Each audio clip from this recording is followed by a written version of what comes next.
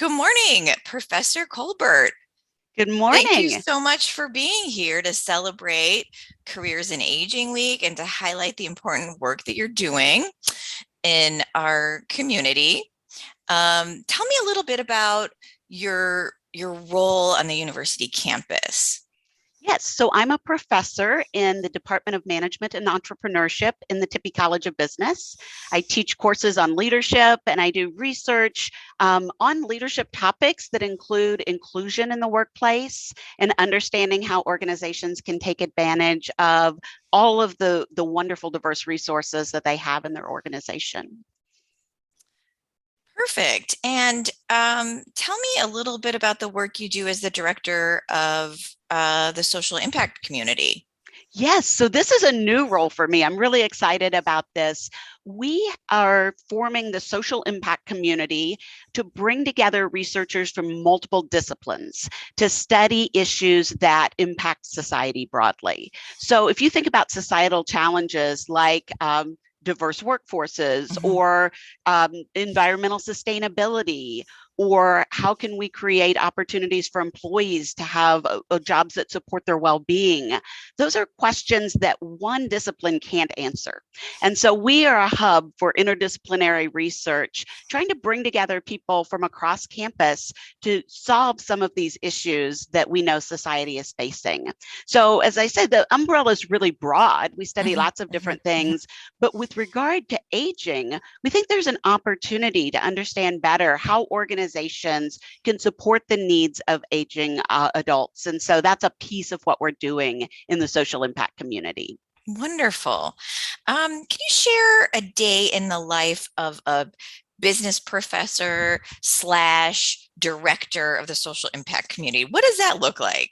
Yes. One of my favorite things about it is that no 2 days are the same. So I'm never bored. There's always new things to do. But I have been spending a lot of time lately alternating between two main tasks. So I teach courses to our undergraduate and our master's students. And I think that there's a really interesting thing that happens in the classroom because students come in with great diverse experiences. But what we get to do is sort of broaden their perspective.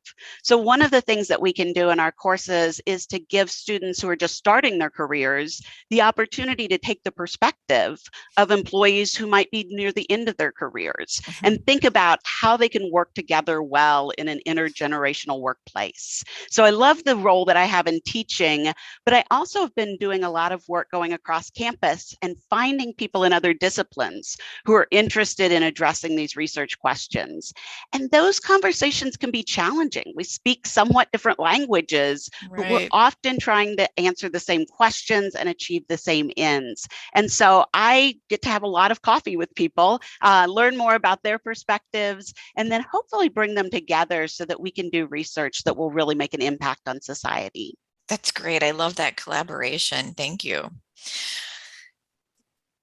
Why do you think it's important for business students in particular to be interested in aging or to study aging?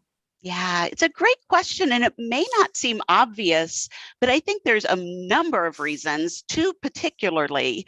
One is that businesses are successful to the extent that they can fulfill the needs of people in society. Right? Right. That's how you make a profit, but that's also how you build a loyal consumer base.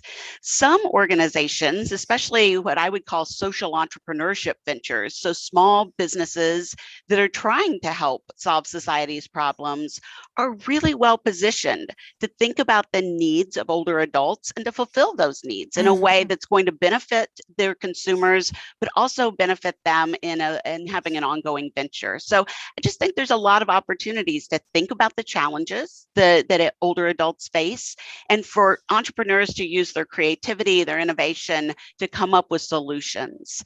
So business students are really well suited to do that. They have the tools they need.